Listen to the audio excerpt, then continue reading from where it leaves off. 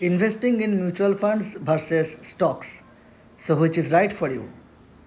Investments की दुनिया हर beginner के लिए काफ़ी कंफ्यूजिंग लगता है और ये बिल्कुल समझने लायक है। म्यूचुअल फंड्स और स्टॉक के बीच का चुनाव डिसीजन मेकिंग का पहला कदम होता है।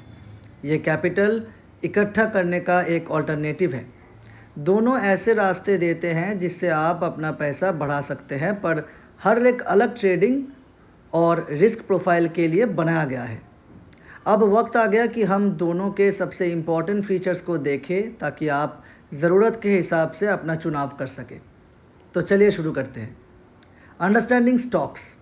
एक कंपनी एक छोटा हिस्सा रखना क्या होता है? बस यही एक स्टॉक का मतलब है। मतलब जब कोई कंपनी अपना एक छोटा सा हिस्सा पब्लिक के लिए ओपन कर दे तो उस छोटे हिस्से पर इन्वेस्ट करके कोई भी उस कंपनी के छोटे से हिस्से का मालिक बन सकता है। अपने स्टॉक की कीमत कंपनी के मार्केट में परफॉर्मेंस के अनुसार बढ़ती या घटती है। अगर कंपनी अच्छा करेगी तो आपकी स्टॉक की कीमत बढ़ जाएगी और अगर बुरी करेगी तो आपके बैड रिटर्न्स आएंगे। लेकिन अगर कंपनी को समस्या का सामना करना पड़ता है तो आपके स्टॉक्स की कीमत बहुत जल्दी भी घट सकती है। Potentially higher returns.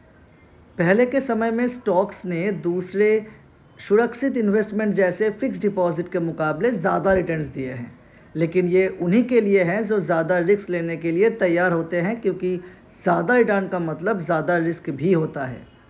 Direct company ownership. Stock खरीदकर आपको किसी भी कंपनी में हिस्सा मिल सकता है जिसमें आप चाहते हैं। आपको उसके मूल्य में रिटर्न्स मिलते हैं, जो कि आप बाद में कुछ कंपनी के फैसले में वोटिंग का भी अधिकार मिल सकता है। Greater control. यह आपको अपने पसंदीदा इंडस्ट्री या कंपनी के स्पेसिफिक स्टॉक्स को चुनने का फ्रीडम देता है जिससे आप इन्वेस्ट कर सकते हैं। The drawbacks of stocks. Higher risk.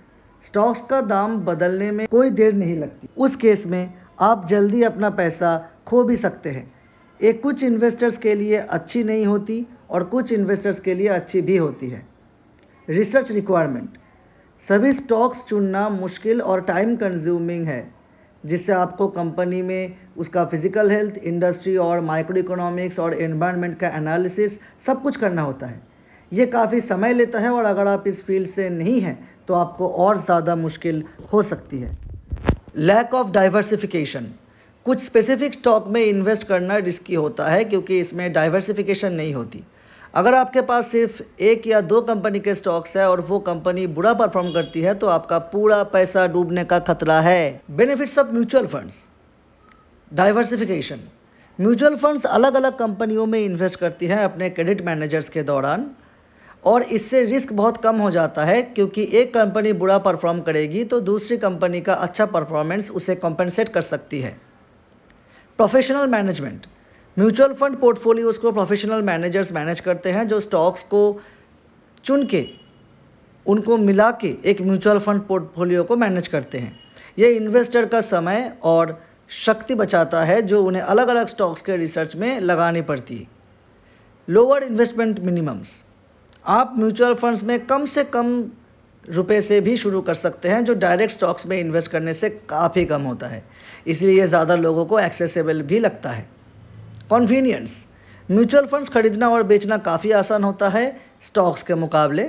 अगर आपको किसी एक्सपर्ट्स की सलाह चाहिए इस डिसीजन को लेने में कि आपके लिए कौन सा ज़्यादा बेहतर है तो अर्थविधि के यूट्यूब चैनल को ज़रूर फॉलो करें।